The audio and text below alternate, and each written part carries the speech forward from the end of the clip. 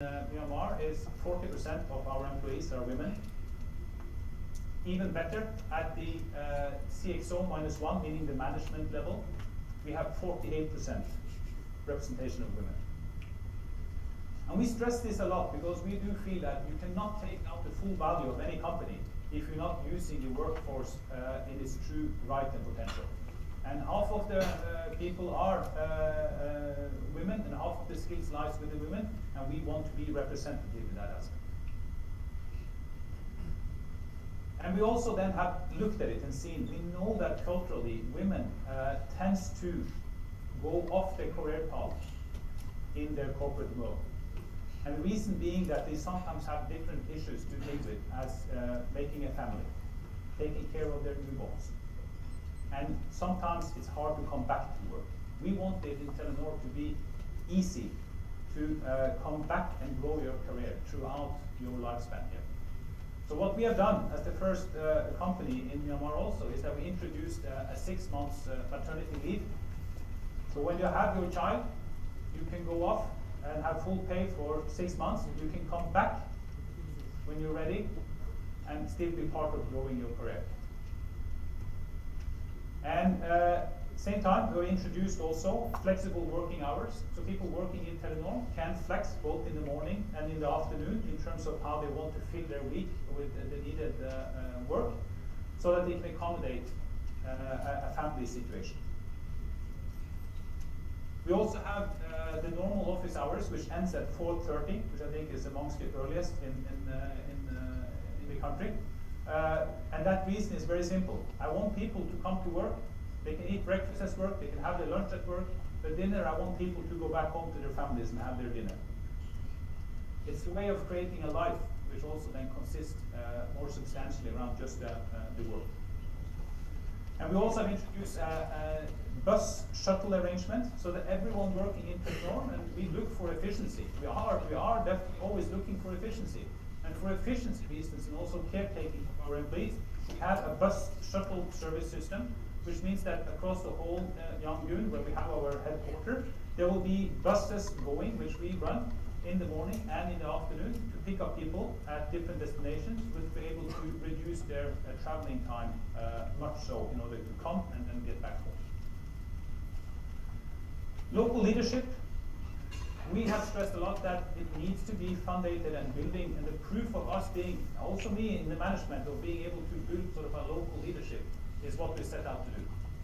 And I'm very happy that after just 2.5 years, we have had some of the talents that came in very early in the beginning have now been able to work their way upwards in the system, and the glass ceiling has really truly been broken as the first multinational company who have now 2 CXO positions headed by local, and in this case also women.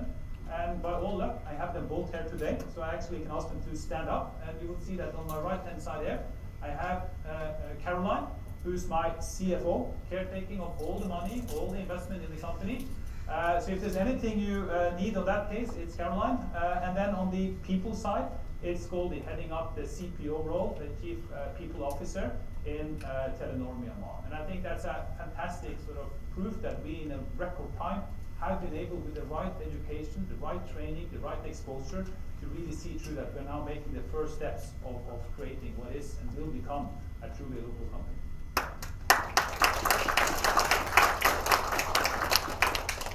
And just to err on that note in a way, it's the way that we work, just to make it very clear, is that we have brought home, Telenor Group is a big company with 36,000 employees.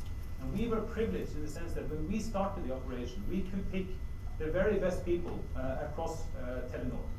And the very best people came to Myanmar with a single purpose. Single purpose of teaching and training and mentoring everyone who's locally going to take their job. So if you came as an expert, you knew that your life here is limited. You will be maybe for 2-3 years, maybe even in some rare instances 4 years. But your job and your success will be measured on how fast you get locals to actually take your job. And you're hired here because you are not only an expert in your field, but you are a good trainer and mentor.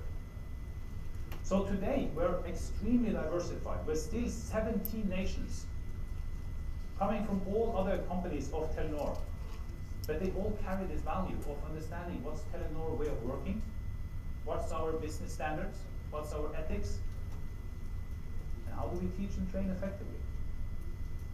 And this is the asset that we never sometimes talk about, but what we are really giving into the organization, into the society we're part of, giving these opportunities for empowering the people. And that's what we want to do, empowering the local people in the company to be able to grow.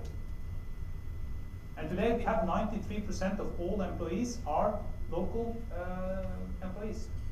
Some have returned from Singapore, some from London, some from US in a way, but majority is people who's on the soil, on the ground, who has been here and is now being taught and trained into new skills and opportunities. And out of a pool, if I look to my, and you know, in any company, the middle management is really important in any company to make it successful.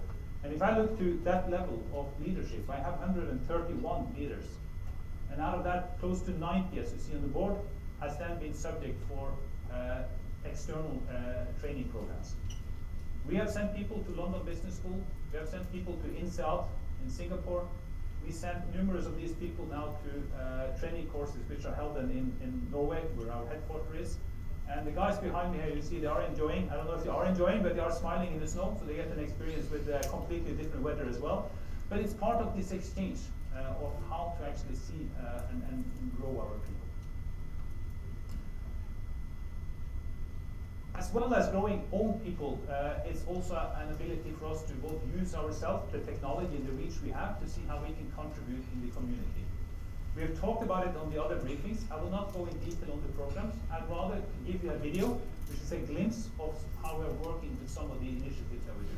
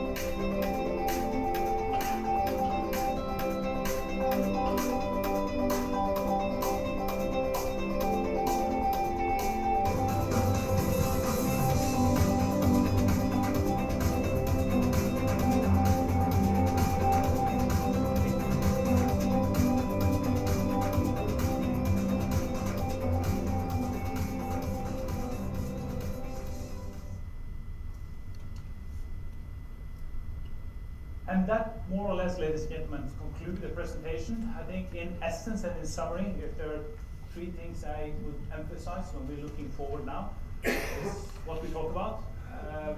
First, a reflection that we have liked to talk about Myanmar as a greenfield. We almost have to stop it now. In record time, we have been able to mature this industry, which is now at par with countries which in the neighborhood of ASEAN countries. And we see also that consumer behavior is at par with anything else in the world. We need now to think that this is a mature industry than it was before, and we need to lift the standards even more. And I think the only way to do it is to have much more industry collaboration going forward. And that's where we from Telenor will push and try to facilitate as well.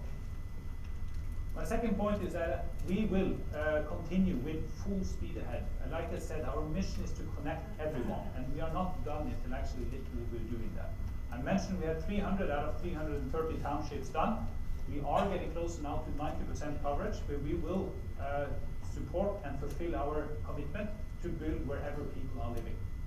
And this is where I feel the inclusive growth is going to come, is where you really, when you encompass those who are still yet to be included. And the third point is just this, again, this positive encouragement, I would say, that I would see that we will try to help as much as you can with the government also in terms of getting capacity in place to support a much more complex and rapidly changing future in the digital age now moving forward. With that, thank you so much for your attention.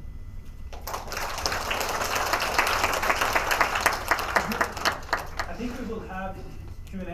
Can we do that in 2 minutes? Is that how it's arranged, or we're good to start now? Okay, fine. I'm good as well, so Q&A session is open for anyone who has.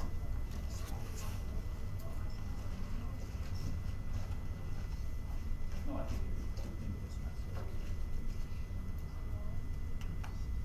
okay.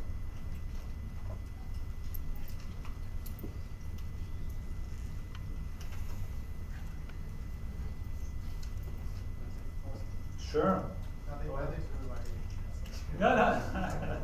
So you mentioned about the government. When the requests coming in terms of law enforcement, right? I was just wondering, is there like a system, for example, like most of the requests coming for the criminal cases and stuff, is there like in the system they're already built in it so that you can also figure out which part of the person's or like the customer's information that they are requested related to what they're requesting for, instead of like giving the entire record of the particular user? Is there a way to do that, or are you doing that, or is there like sort of the practice in the industry, or instead of like giving everyone? I can have support also of Gunnar on this, who is actually our handling most of these cases together with me. But the way that they come in this report style is that it comes usually out of a request. Let's say a murder has happened, and you want to sort of see whether a call has been made to that person the last few hours before he was murdered. That's sort of in a sort of give you an example, and then it will be very specific and clear in a way what timing and what incidents and the direct link sort of then the criminal offense that has happened in a way. So it's very specific. It's not like you're sort of saying, can you give me the record of the entire sort of past of this person or not? It's very specific to the incident usually and the investigation done by that. You want to add something, Gunnar? No, at that point.